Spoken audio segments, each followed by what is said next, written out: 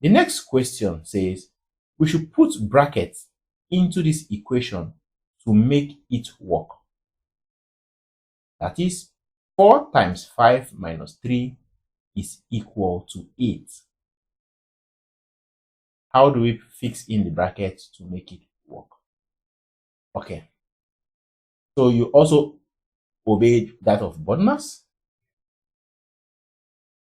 But you, in this case, you not obey that of BODMAS, okay? You look at it in such a way that the position of the bracket will make the left-hand side to be equal to the right-hand side, okay? And if the bracket is wrongly placed, then you are going to have it not to be equal. So if you have it as 4 times 5 minus 3 is equal to 8, let's see. Okay, for this particular question, I'm going to put the bracket here. For if it is 4 times 5 minus 3 is 2, and 2 times 4 gives me 8. But if you have to do this, then you are going to get something else, which is not equal to 8. For 4 times 5 is 20, and 20 minus 3 is 17. So this is the correct answer. So let's confirm what we have.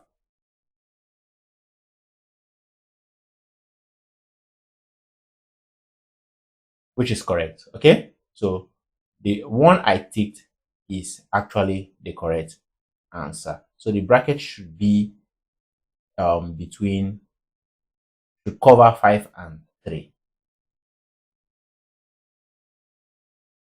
Next question says, put symbols and brackets into this equation to make it work.